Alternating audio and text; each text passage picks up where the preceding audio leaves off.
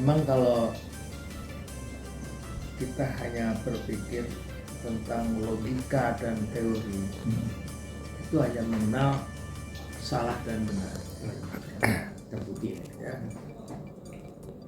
Tapi kalau kemudian kita berbicara etika, itulah ada istilah baik dan buruk.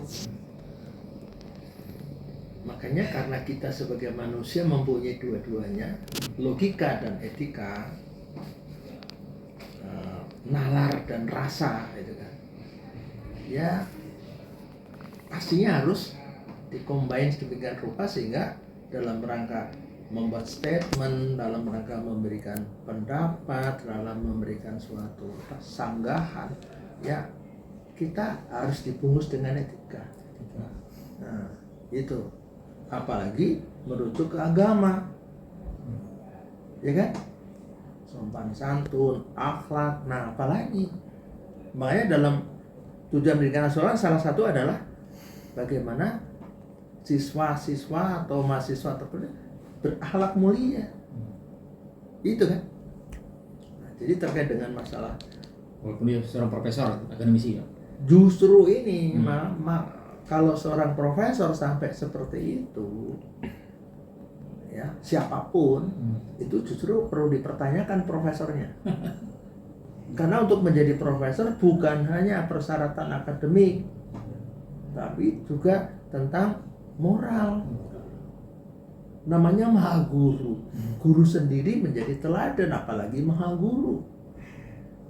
Dan saya yakin di sana itu banyak yang secara akademik pantas jadi profesor, tapi karena terhenti atau tersendat karena masalah moral. Banyak, Pak. Kan prosesnya melalui suatu rapat senat mengevaluasi. Dan Unindra juga pernah menunda usulan profesor karena masalah etika, moralitas. Itu, Pak. Sanksinya apa, Pak? Hah? Sanksi maaf sih menurut Pak Rocky, misalnya diadukan gimana? Kalau secara akademis ada juga apa dari hukum? Wah, ini kan sebetulnya sudah bercampur Politik dengan masalah politik ya. Kalau kita klarifikasi dalam artian hanya sekadar urusan moralitas, kemudian mimbar akademik, mimbar keilmuan, yaitu ada sanksi ya. Sanksinya paling tidak ya teguran atau peringatan atau apa, karena itu sudah jelas sudah bertabrakan dengan masalah etika. Bukan hanya bersinggungan, bertabrakan, Pak. Apalagi sampai kita menjudge seseorang bahwa ini gini. Karena itu kan dari kacamata seseorang. Jadi A dan B bisa sepakat, A dan C sepakat, tapi B dan C bisa beda. Atau sebaliknya, A dengan B bertentangan, A dengan C bertentangan, tapi C dengan B belum tentu bertentangan. Nah, ini masalah di luar logika. Itu loh, Pak. Maka sepandai apapun seseorang, sehebat apapun reputasinya, tapi kalau sudah bicara etika ya harus ikuti. Ketimuran ya. Iya, bukan soal ketimuran, ini di mana-mana, Pak, ada etikanya. Itu. Apalagi sudah bicara Indonesia sebagai bangsa timur, ya di barat pun juga ada, ada aturan-aturan itu bedanya, Pak.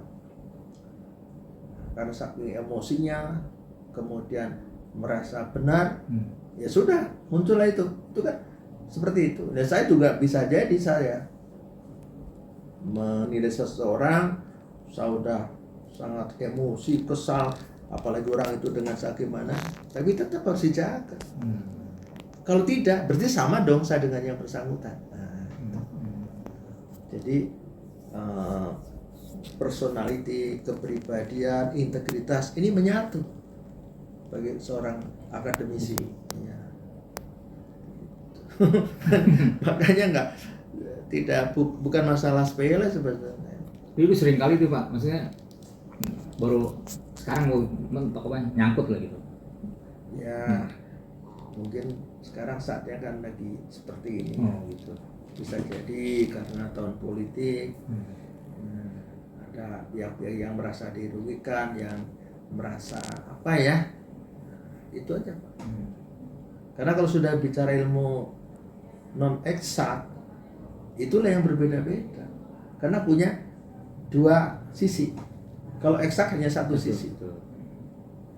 Gitu. Kalau non eksak dua sisi.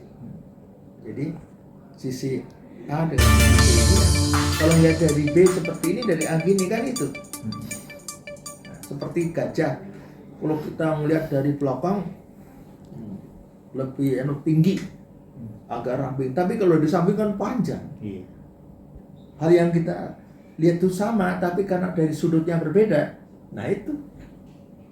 Nah sudut yang berbeda itu banyak faktor yang mempengaruhi kedalaman ilmuannya, moralitasnya. Nah itu bisa menjadi menilai orang yang sama karena berbeda ilmunya, moralitasnya, akhlak, bisa berbeda hasilnya.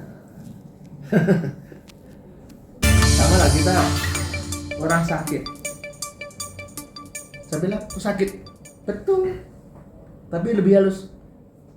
Kayaknya lagi kurang sehat. Iya, enak badan. Ya kan? Iya. Dia lagi ada gangguan kesehatan. Sama-sama artinya sakit. Tapi kalau kata sakit ini kan kayak lebih, termasuk orang yang ini karena